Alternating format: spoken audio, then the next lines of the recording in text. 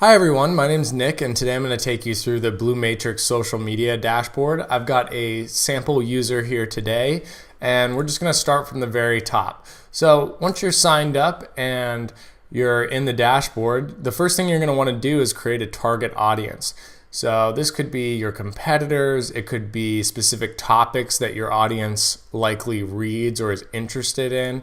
It could be that they go to a specific conference or event, or that they hashtag new home buyer or home shopping. Then that would be in market if you're a real estate agent, right? So let's just do a couple examples here. Sample target name. Here's all of the options that you have for targeting. You have hashtag targeting.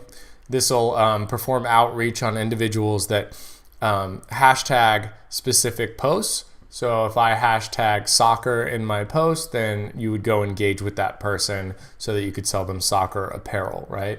Location targeting, this is going to be, you can target people that take posts at specific locations in the real world, like your competitors' stores, or maybe you have a store in the mall and you want to target anybody that goes to that mall, then you can do that. You can target schools, you can target bars and hot nightlife places, you could target literally anything that's popular enough to be tagged on Instagram. Competitor targeting, this will allow you to target all the people that already follow your competitors. So it doesn't have to be a brand name per se. Like if you're a shoe brand, you could target Nike and it'll start going after everybody that follows Nike. Obviously they're interested in shoes, right? But you could also target industry leaders and influencers in the space. So if you're a life coach, you could target Tony Robbins' following, which works really, really well. And in that case, you would put in usernames for those targets. Event targeting is basically the same thing as a location or a hashtag target. It just has a time frame around it. So you could target SEMA Car Show in Las Vegas, biggest car show in the world, and sell auto parts to those people. And then finally, our latest one is custom lists. So this allows you to put in usernames, and we'll go after a custom list of maybe customers or leads that you have. And you can also sync up emails and phone numbers. So if you have a CRM database of all your customers or all the leads that you've gone after and you want to follow them on social and show them that you care, you can do that with custom lists. This is only available in our top plan, but it is there and very powerful for nurturing and growing loyalty and lifetime value of a customer. So let's go ahead and click location targeting. This is a very popular targeting. Here is our search bar. You can type in something like salons near X location. So I'll do Dallas, Texas. It's going to search Instagram and then plot all the most popular salons on Instagram onto Google Maps for Dallas. So you can zoom in here and read the actual locations, select the ones you want to target over here, right? And then you could search again. Or another way to search, if you know where your business address is or a competitor is, you can come down into a shopping center like this. You can also go to satellite if you want, and you can click right in the middle of it.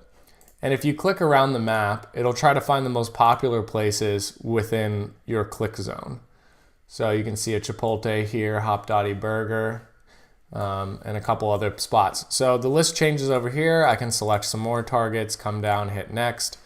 And now you have, how do you want to interact with the audience that is at those locations? Well, I want to direct message them. Maybe I want to say hi, first name. So it would say, hi, Nick. We are across the street if you're ever in the mood for a burrito. You can put multiple messages in this creator. You can select emojis as well. All the popular emojis are in here, and add them to your messages. And then what will happen is we will just evenly rotate through these messages that you would like to send to people. Same thing with comments. You can comment on posts. You can like a user's post because they were across the street, which gets their attention and they come look at your profile, and hopefully you'll gain a new follower that's in market. You can follow a user that made a post at a location or using a specific hashtag, which is by far the best converting engagement type, is by following users, and then they will come look at your profile and follow you back as a result. So the final step is our additional options, and this is very unique to our company. So you're able to avoid negative posts with AI. So if you enable this, certain things like if someone mentions terrorism, for example, in their post, even though they maybe made that post at Chipotle across the street, probably not the most brand safe person to interact with at that time. So we're going to completely skip over engaging with that user. We use AI to determine the sentiment of posts. If they're talking negatively, like I'm at the hospital and this bad thing happened, then we're not going to engage with that post or that user at that time either. So this is extremely powerful in the social space where, brand safety is top of mind. Next, we have another brand safety piece: avoid engaging with fake or low value people. So this is going to use algorithms to determine if the person that you're about to engage with is maybe like a bot or a fake account or a low value user that isn't going to engage with you back, which is great because we can skip engaging with them and then use that time to engage with a more valuable individual.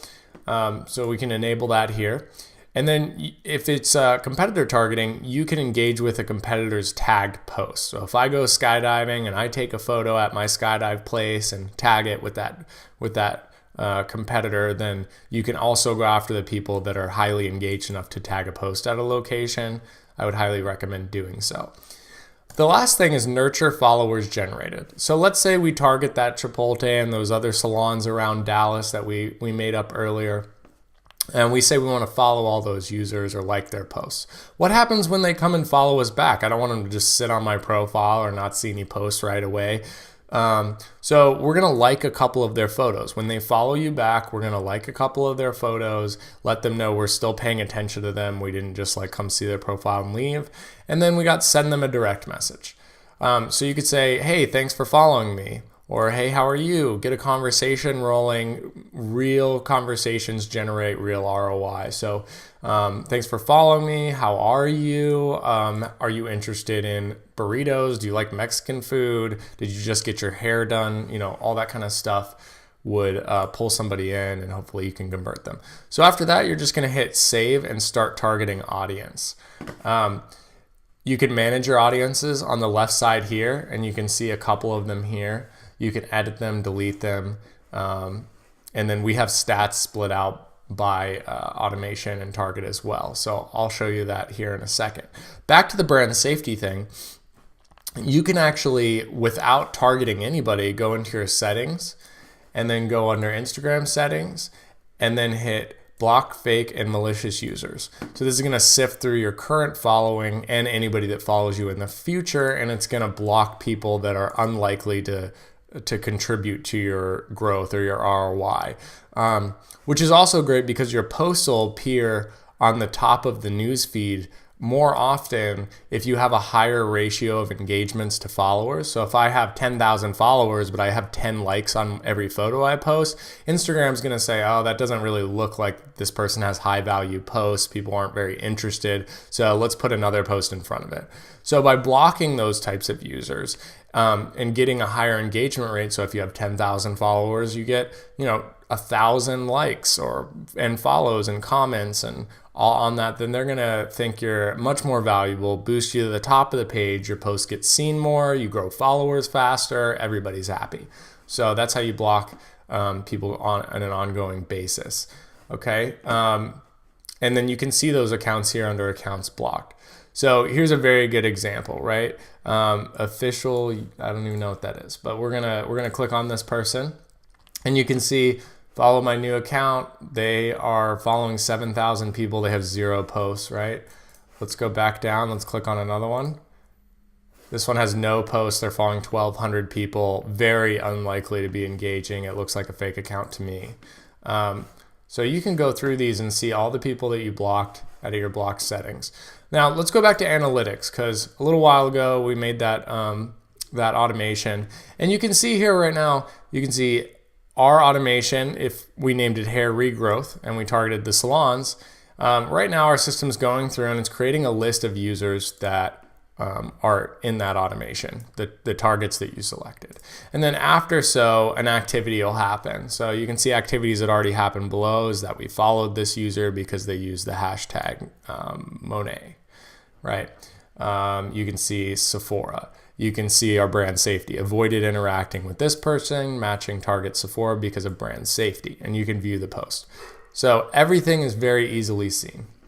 Now, if we come down here a little bit, you can see even more in-depth details. So growth by day, this is how many followers this individual is growing by per day. And these followers are only attributed to what we've done, the outreach that we've done in our software. They are not, if you go run, a campaign and for some reason you're on Shark Tank and you get 100,000 followers overnight because you were featured on Shark Tank, those users would not show up here. These are only people we are responsible for bringing you as a result of our outreach. So you can see the number of likes we did for you that day, the number of follows. Obviously no comments here. It doesn't look like this user is doing those types of interactions. How many people we blocked and avoided because of brand safety. And then top targets. So I want to know what's performing the best. What's getting me the most followers? Well, here's your conversion rate. So here's that Monet that we saw earlier. We got over 593 followers from that. Conversion rates. Reliable conversion rate achieved means that our algorithm has determined that this is an expected conversion rate for that tag. This one is not yet optimized yet because it has not been used enough to know whether this is a reliable conversion rate. It could be 20%. We don't know yet because it hasn't really done enough to do that math. Last thing is the engagement feed on the left. The same thing with the live feed here. You can see the engagements happening in a more visual way. So these are posts that she was interacting with for hair and beauty. And you can click on those and it's just a feed of the last 20 or so engagements that have gone on. So that's pretty much the rundown of the dashboard. Every month you'll receive a report to your email directly if you do have your email underneath your settings under your account, and hopefully you enjoy all the organic real growth that we're pushing towards your profile and the ROI that generates from users going through your links on your profile, buying directly on Instagram, which is a new feature, calls, requests for directions, and the like. So let us know if you have any questions, and we hope you enjoy.